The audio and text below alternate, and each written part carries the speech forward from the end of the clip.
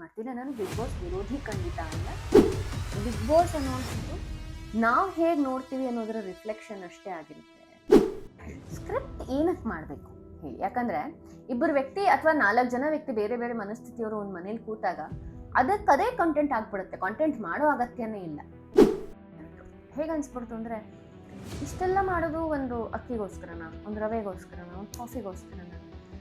ಮಾನವೀಯತೆನ ಬಿಟ್ಟು ಕದ್ರೂ ಪರವಾಗಿಲ್ಲ, ಹೊಡೆದ್ರೂ ಪರವಾಗಿಲ್ಲ, ಕಿತ್ಕೊಂಡ್ರೂ ಪರವಾಗಿಲ್ಲ, ಇನ್ನೊಬ್ಬರನ್ನ ಅಳಿಸಿದ್ರೂ ಪರವಾಗಿಲ್ಲ, ನಾನು ಕೊನೆವರೆಗೂ ಹೋಗಬೇಕು ರೇಸಲ್ಲಿ, ನನಗೆ ಇವತ್ತು ಲಕ್ಸುರಿ ಪಾಯಿಂಟ್ಸ್ ಸಿಗಬೇಕು. ಒಂದಷ್ಟು ಐನೋ ಇದೆಲ್ಲ ಕಾಂಟ್ರವರ್ಸಿ ಆಗುತ್ತೆ. ಒಂದು ಸೆನ್ಸಿಟಿವ್ ಪಾರ್ಟ್ಗೆ ಬಾಲ್ನ ಹೊಡಿತಾರೆ. ಹಿಂದಿನ ಕಾಲದಲ್ಲಿ ಆದಿಮಾನವರಿದ್ದ ಹಾಗೆ ಸರ್ವೈವಲ್ ಆಫ್ ದ ಫಿಟೆಸ್ಟ್ ಈ ರೀತಿ ಒದಗಬೇಕಾ ನನಗೆ ಅಂತ ಅನ್ನಿಸ್ತಾ. ಒಂದು ರೀತಿ ನೈತಿಕತೆಯನ್ನು ಬಿಟ್ಟು ಆಡಿದ್ರೇನೆ ಬಿಗ್ ಬಾಸ್ ಅಂತ.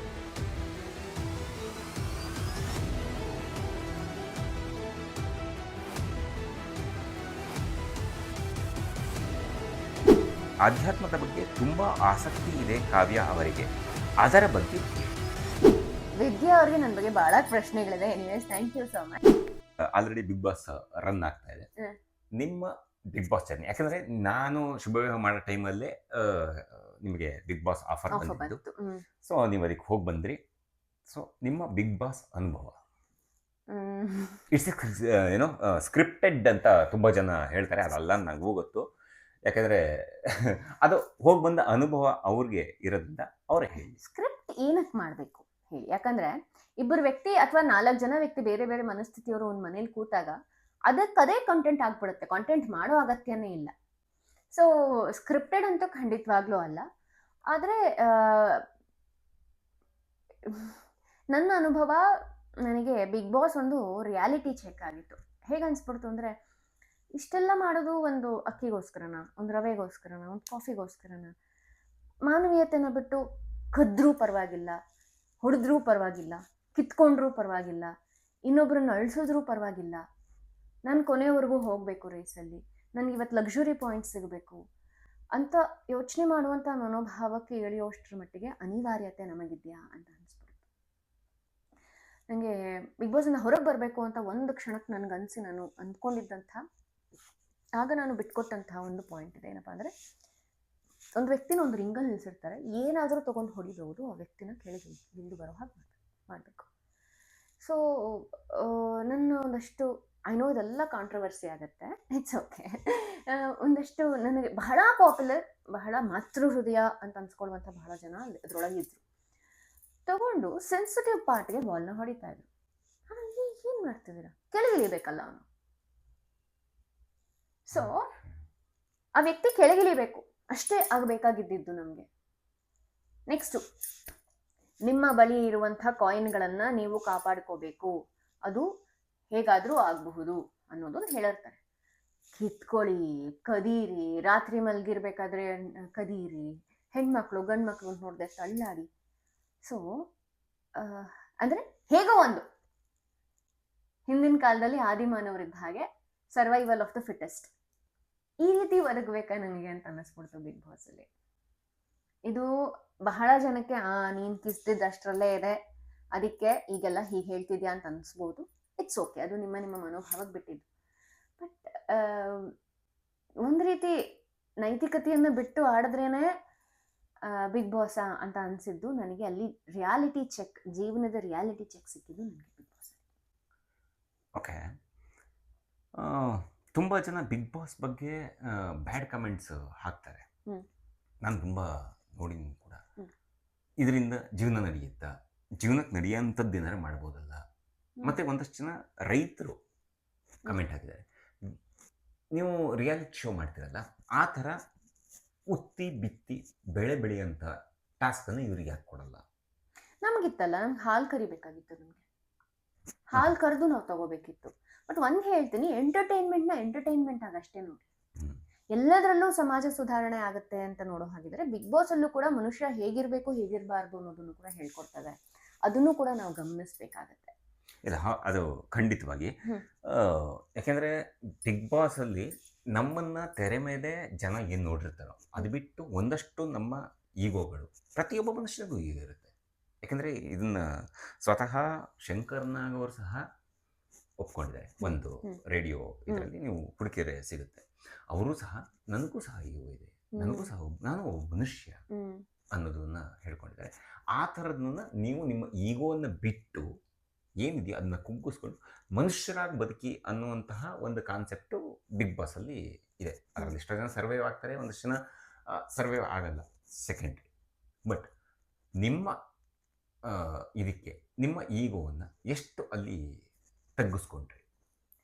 ಅಲ್ಲ, ಈಗೋನ ಎಲ್ಲರೂ ತಗ್ಗಿಸ್ಕೋತಾರೆ ಅಂತ ಹೇಳಕ್ ಆಗೋದೂ ಇಲ್ಲ. ಕೆಲವರು ನಾನೊಂದು ಹೇಳ, ಈ ಬಿಗ್ ಬಾಸ್ ಅನ್ನುವಂಥದ್ದು ನಾವು ಹೇಗೆ ನೋಡ್ತೀವಿ ಅನ್ನೋದರ ರಿಫ್ಲೆಕ್ಷನ್ ಅಷ್ಟೇ ಆಗಿರುತ್ತೆ. ನನಗೆ ಕೆಲವು ಏನು ಸಖತ್ತಾಗಿ ಜಗಳ ಆಡ್ತಿದ್ದಾರೆ ನೋಡು ಅಂದರೆ ಅದು ಅವ್ರ ವ್ಯಕ್ತಿತ್ವ ಹೇಳೋದಿಲ್ಲ, ನನ್ನ ವ್ಯಕ್ತಿತ್ವ ಹೇಳುತ್ತೆ. ನಾನು ಜಗಳನ ಖುಷಿ ಪಡ್ತೀನಿ ಅಂತ ಅಂದ್ಬಿಟ್ಟು. ಆಮೇಲೆ ಕೆಲವರು ಅವಾಚ್ಯ ಶಬ್ದಗಳನ್ನು ಉಪಯೋಗಿಸಿ ಏನೇನೋ ಇದು ಮಾಡಿ ಹೆಂಗೋ ಒಂದು ಗೆದ್ದು ಹೆಂಗೋ ಒಂದು ಕೊನೆವರೆಗೂ ಹೋಗಿ ಹೊರಗಡೆ ಬರ್ತಾರೆ. ಅವರನ್ನು ನೀವು ಸೆಲೆಬ್ರಿಟಿ ಮಾಡ್ತೀರಿ.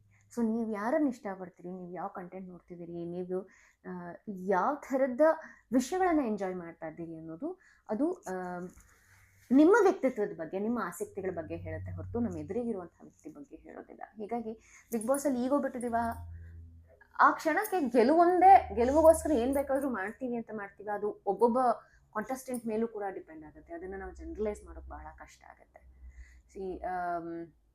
ಅದು ನಾನು ಒಂದೇನಂದರೆ ಹೋದ್ಸಲಿ ದೊಡ್ಡ ಕಾಂಟ್ರವರ್ಸಿ ಸ್ಪಾರ್ಕ್ ಆಗಿತ್ತು. ಮನೆಯಲ್ಲಿ ಮಕ್ಕಳ ಜೊತೆಗೆ ಬಿಗ್ ಬಾಸ್ನ ದಯವಿಟ್ಟು ನೋಡೋಕ್ಕೆ ಹೋಗ್ಬೇಡಿ ಅಂತ ಹಾಕಿದ್ರೆ ತುಂಬ ದೊಡ್ಡ ಕಾಂಟ್ರವರ್ಸಿ ಆಗಿತ್ತು ಅದು. ಒಂದು ವಿಷಯ ಏನಕ್ಕೆ ಹೇಳ್ತೀನಿ ಅಂದರೆ, ಗಲಾಟೆ ಮಾಡೋದ್ರಿಂದ, ಹಠ ಮಾಡೋದ್ರಿಂದ ಅಥವಾ ಒಬ್ಬರ ಹತ್ರ ಕಿತ್ಕೊಳ್ಳೋದ್ರಿಂದ ನಾನು ಏನು ಬೇಕಾದ್ರೂ ಸಾಧಿಸ್ಬೋದು ಅಂತ ಅನ್ನುವಂಥ ಮನೋಭಾವ ಮಕ್ಳಿಗೆ ಬರಬಾರ್ದು. ಪ್ರತಿ ರಾತ್ರಿ ಊಟ ಮಾಡಿಸೋದಾಗ ನೀವು ಬಿಗ್ ಬಾಸ್ ನೋಡಿದ್ರೆ ಅದು ಅವ್ರ ಸಬ್ಕಾನ್ಷಿಯಸ್ ಮೈಂಡಲ್ಲಿ ಕುತ್ಕೊಂಡ್ಬಿಡುತ್ತೆ. ಬಿಗ್ ಬಾಸ್ ಅನ್ನುವಂಥ ಸೀರೀಸ್ ಏನಿದೆ ಅದು ಯಾವ ವಯೋಮಾನದವರಿಗೆ ನೋಡಬಹುದಾಗಿದೆ, ಯಾವಾಗ ನೋಡ್ಬೋದಾಗಿದೆ ಅನ್ನುವಂಥದ್ದು ಒಂದು ಆಲೋಚನೆ ಪ್ರತಿಯೊಬ್ಬ ತಂದೆ ತಾಯಿಗೂ ಇರಬೇಕು. ಅದನ್ನು ನೋಡಲೇಬೇಡಿ ಅಂತ ಖಂಡಿತ ನಾನು ಹೇಳೋದಿಲ್ಲ. ಆದರೆ ಮಕ್ಕಳಿರುವಂತಹ ಮನೆಯಲ್ಲಿ ಜಗಳ ಆಡುವಂಥದ್ದು ಒಂದು ಹೆಲ್ದಿ ವಾತಾವರಣ ಕ್ರಿಯೇಟ್ ಮಾಡಿದ್ರೆ ಅವರಿಗೆ ಸಬ್ಕಾನ್ಷಿಯಸ್ ಮೈಂಡಲ್ಲಿ ಆ ಥರದೊಂದು ಭಾವನೆ ಕೂತ್ಕೊಳುತ್ತೆ. ಇಲ್ಲ ಅಂದರೆ ನಾಳೆ ಓಕೆ ಅಪ್ಪ ನನಗೆ ನಾಳೆ ಪಿಕ್ನಿಕ್ ಹೋಗ್ಬೇಕು, ದುಡ್ಡು ಕೊಡಿ, ಏನಿಲ್ಲ ಹೋಗಿ ಮಲ್ಕೊ.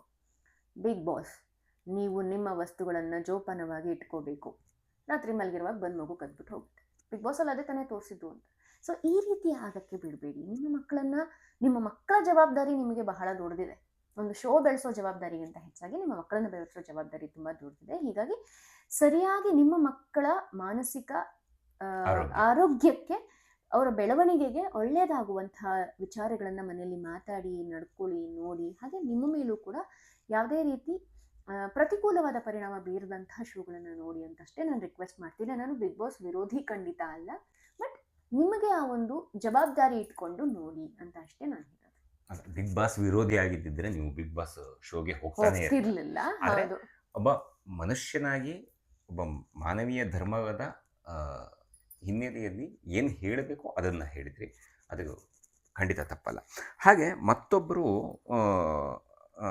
ಪ್ರಶ್ನೆ ಕೇಳಿದರೆ, ಅದಕ್ಕೂ ಮುಂಚೆ ಅವರೇ ವಿದ್ಯಾಶ್ರೀ BT ಅವರೇ, ಆಧ್ಯಾತ್ಮದ ಬಗ್ಗೆ ತುಂಬ ಆಸಕ್ತಿ ಇದೆ ಕಾವ್ಯ ಅವರಿಗೆ, ಅದರ ಬಗ್ಗೆ ಕೇಳಿ. ಯಾಕೆ ಅಧ್ಯಾತ್ಮದ ಬಗ್ಗೆ ಆಸಕ್ತಿ ಬಂತು ಅನ್ನೋ ಥರದಲ್ಲಿ ಅವರು ಕೇಳಿದ್ದಾರೆ. ಹಾಗೆ ಇನ್ನೂ ಒಂದು ಪ್ರಶ್ನೆ ಕೇಳಿದರೆ, ಅದಾಮೇಲೆ ಕೇಳ್ತೀನಿ. ಈಗ ಇದಕ್ಕೆ ವಿದ್ಯಾ ಅವರಿಗೆ ನನ್ನ ಬಗ್ಗೆ ಬಹಳ ಪ್ರಶ್ನೆಗಳಿದೆ. Anyways, thank you so much. So ಅಧ್ಯಾತ್ಮ ಅನ್ನೋದು ಯಾಕೆ ಲೇಟಾಗಿ ಬಂತು ಅಂತ ನಾನು ಬೇಜಾರು ಮಾಡ್ಕೊತೀನಿ. ಯಾಕಂದ್ರೆ ಬದುಕಿನ ಒಂದು ರೀತಿ ಬಹಳ ಚಿಕ್ಕ ವಯಸ್ಸಿಂದ ನೀವು ಅಧ್ಯಾತ್ಮವನ್ನ ಜೀವನದಲ್ಲಿ ಅಳವಡಿಸ್ಕೊಂಡ್ರೆ ಬದುಕನ್ನ ಇನ್ನಷ್ಟು ಚೆನ್ನಾಗಿ ಸವಿಯಬಲ್ಲಿರಿ. ಬದುಕಿನ ಸಿಹಿಯನ್ನ ತುಂಬಾ ಚೆನ್ನಾಗಿ ಸವಿಯೋಕೆ ಸಾಧ್ಯ ಮಾಡುವಂಥದ್ದೇ ಅಧ್ಯಾತ್ಮ. ಹೀಗಾಗಿ ನಿಮಗೆ ಗೊತ್ತು, ಬಹುಶಃ ನಿಮಗೆ ತುಂಬಾ ಚೆನ್ನಾಗಿ ಗೊತ್ತು, ಶುಭ ವಿವಾಹದಲ್ಲಿದ್ದಂಥ ಕಾವ್ಯಗೂ ಈಗಿನ ಕಾವ್ಯಗೂ ಅಜಗತ್ಯಾಂತರ ವ್ಯತ್ಯಾಸ ಇದೆ. ವ್ಯಕ್ತಿತ್ವದಲ್ಲಾಗಿರ್ಬೋದು, ನನ್ನ ಕಣ್ಣಲ್ಲಾಗಿರ್ಬೋದು, ಕಣ್ಣಿನ ಡೆಪ್ತಲ್ಲಾಗಿರ್ಬೋದು, ಪ್ರತಿಯೊಂದರಲ್ಲೂ ಒಬ್ಬ ಕಲಾವಿದರಾಗಿ ನಿಮಗೆ ತುಂಬ ಚೆನ್ನಾಗಿ ಗೊತ್ತಿರುತ್ತೆ, ಅದು ಹತ್ತಿರದ ಒಡನಾಟ ಇರೋದ್ರಿಂದ. ಸೊ ಬದುಕಿನ ತೀರಾ ಕ್ಷುಲ್ಲಕ ವಿಚಾರಗಳ ಬಗ್ಗೆ ಬಹಳ ಯೋಚನೆ ಮಾಡಿಕೊಂಡು ನಮ್ಮ ಇಡೀ ಜೀವನವನ್ನು, ನಮ್ಮ ಅಸ್ತಿತ್ವವನ್ನು ಹಾಳು ಮಾಡ್ಕೊತಾ ಹೋಗ್ತೀವಿ. ಆದರೆ ಎಲ್ಲದನ್ನೂ ಕೂಡ ಹೇಗೆ ಸಮರ್ಥವಾಗಿ ಹ್ಯಾಂಡಲ್ ಮಾಡ್ಬೋದು ಅನ್ನೋದನ್ನ ಹೇಳ್ಕೊಂಡೆ ಅಧ್ಯಾತ್ಮ. ಸೊ ಶುಭ ವಿವಾಹ ಟೈಮಲ್ಲಿ ನನಗಿದ್ದಂಥ ತಲ್ಲಣಗಳಾಗಿರ್ಬೋದು, ಅಥವಾ ಗೊಂದಲಗಳಾಗಿರ್ಬೋದು, ಅಥವಾ ತಪ್ಪು ಆಯ್ಕೆಗಳಾಗಿರ್ಬೋದು, ಅವೆಲ್ಲವ ಸರಿನಾ ತಪ್ಪಾ ಅನ್ನುವಂತಹ ಪರಾಮರ್ಶೆಯಲ್ಲಿ ನಾನು ಯಾಕೆ ಈ ಥರ ವ್ಯಕ್ತಿಗಳನ್ನು ಅಟ್ರಾಕ್ಟ್ ಮಾಡ್ಕೋತಾ ಇದ್ದೀನಿ, ನಾನು ಯಾಕೆ ಈ ಥರದ ಸಂದರ್ಭಗಳನ್ನು ಅಟ್ರಾಕ್ಟ್ ಮಾಡ್ಕೋತಾ ಇದ್ದೀನಿ, ಅದು ಅದರಿಂದ ನನಗೆ ಯಾಕೆ ಇಷ್ಟು ನೋವಾಗ್ತದೆ ಅನ್ನೋದನ್ನು ನನ್ನೊಳಗೆ ನಾನೇ ಹುಡ್ಕೊಳ್ಳೋಕ್ಕೆ ಶುರು ಮಾಡಿದಾಗ ನನಗೆ ಸಿಕ್ಕಿದ್ದೆ ಆಧ್ಯಾತ್ಮ ಅಂತ. ಓಕೆ, ಹಾಗೆ ಅವ್ರು ಕೇಳಿದ ಮತ್ತೊಂದು ಪ್ರಶ್ನೆಗೆ ಆಮೇಲೆ ಆ, ಉತ್ತರ ಸಿಗುತ್ತೆ. ಆ, ಸ್ಯಾಮ್ ಪ್ರದೀಪ್ ವ್ಲಾಗ್ ಅನ್ನೋರು ಅವರ ಲೈಫ್ ಆ್ಯಂಡ್ ಲವ್ ಬಗ್ಗೆ ಆನ್ಸರ್ ಪ್ಲೀಸ್ ಅಂತ ಹೇಳಿ. I love my life. ಅದ್ರ ಬಗ್ಗೆ ಏನು ಆನ್ಸರ್ ಕೊಡ್ಲಿ? ಇಲ್ಲ, ಅವ್ರಿಗೆ ಕುತೂಹಲ ಇರೋವಂಥದ್ದು ಅಂತಂದ್ರೆ ಹ್ಮ್. ನಿಮ್ಮ ಜೀವನ, ಯಾಕಂದ್ರೆ ಪ್ರತಿಯೊಬ್ಬ ಮನುಷ್ಯನಿಗೂ ಅವನು ಒಂದು ಪ್ರಬುದ್ಧತೆಯ ಬಂದ ಮೇಲೆ ಯಾರ ಮೇಲೂ ಒಂದು ಲವ್ ಆಗಿರುತ್ತೆ ಹ್ಮ್. ಅನ್ನುವಂಥದ್ದು ಇರುತ್ತೆ. ಹ್ಮ್. ಅದರ ಬಗ್ಗೆ ಅವರ ಕುತೂಹಲ ಇದೆ. ಸ್ಯಾಮ್ ಪ್ರದೀಪ್ ವ್ಲಾಗ್ ಅನ್ನೋರು ಈ ಪ್ರಶ್ನೆ ಕೇಳಿದ್ದಾರೆ. ಸೊ ನಿಮ್ಮ ಪ್ರೀತಿಯ ಜೀವನ ಅಂದ್ರೆ ಲವ್ ಲೈಫ್. ಲವ್ ಲೈಫ್ ಯಾರ ಮೇಲಾರ ಪ್ರೀತಿ ಬಹಳ ಆಗಿ ಜನ ನನ್ನ ಕೇಳ್ತಾರೆ, ಮೇಡಮ್ ನಿಮ್ಗೆ ಇಷ್ಟು ವಯಸ್ಸಾದ್ರೂ ಯಾಕೆ ಮದುವೆ ಆಗಿಲ್ಲ, ನೀವು ಇಷ್ಟೆಲ್ಲ ಚೆನ್ನಾಗಿದ್ದೀರಾ ಯಾಕೆ ಮದುವೆ ಆಗಿಲ್ಲ ಅಂತ. ಕೆಲವು ಸ್ಪೆಕ್ಯುಲೇಷನ್ಸ್ ಏನ್ ಬಂದ್ಬಿಟ್ಟಿತ್ತು ಅಂದ್ರೆ, ನನ್ನ ಸೆಕ್ಷುಯಾಲಿಟಿ ಬಗ್ಗೆನೇ ಬಹಳ ಜನ ಕ್ವೆಶನ್ಸ್ ಕೇಳ್ಬಿಟ್ಟಿದ್ದಾರೆ. ಮೇಡಮ್ ನೀವು ಬೈಯ, ಮೇಡಮ್ ನೀವು ಲೆಸ್ಬೂನ್ ಅಂತ ಕೂಡ ಪ್ರಶ್ನೆ ಕೇಳ್ಬಿಟ್ಟಿದ್ದಾರೆ. ಎಸ್, ನಾನೇನಾದ್ರೂ ಹಾಗೇನಾದ್ರೂ ಆಗಿದ್ರೆ, ಅನ್ಯ ಲಿಂಗಕ್ಕೆ ಸೇರಿದವಳಾಗಿದ್ರೆ ಅಥವಾ ಆ ರೀತಿ ಏನಾದ್ರೂ ಸೆಕ್ಷುಯಾಲಿಟಿ ಪ್ರಾಬ್ಲಮ್ ಇದ್ದಿದ್ರೆ ಐ ವುಡ್ ಓನ್ ಇಟ್. ಯಾಕಂದ್ರೆ ಅದು ಯಾರದು ತಪ್ಪಲ್ಲ. I respect such people. ಯಾಕಂದ್ರೆ ಅದು ಬಯೋಲಾಜಿಕಲಿ ಅವರಾಗಿರುವಂಥದ್ದು. ಹೀಗಾಗಿ ನನಗೆ ಅದ್ರ ಬಗ್ಗೆ ಯಾವುದೇ ರೀತಿ ತಕರಾರಿಲ್ಲ. ನನಗೇನಾದ್ರೂ ಆ ಥರದ್ದಿದ್ರೆ ಖಂಡಿತವಾಗ್ಲೂ ನಾನು ಓಪನ್ ಆಗಿ ಹೇಳ್ಕೊಂಡು ಒಪ್ಕೋತಿದ್ದೆ. ಯಾಕಂದ್ರೆ ದೇವರು ನಮಗೆ ಏನು ಕೊಟ್ಟಿದ್ದಾನೆ ಅದನ್ನು ನಾವು ಒಪ್ಕೋಬೇಕು. So I support LGBTQ whatever plus. ಆದರೆ ನಾನು ಹಾಗೇನೂ ಅಲ್ಲ. I am very much straight. ಹಾಗೆ ಫೆಬ್ರವರಿಯಲ್ಲಿ ಮದುವೆ ಆಗೋಣ ಅಂತ ಇದ್ದೀನಿ. ಯಾರನ್ನ ಅದು ಆಮೇಲೆ ಗೊತ್ತಾಗತ್ತೆ. ಓಕೆ.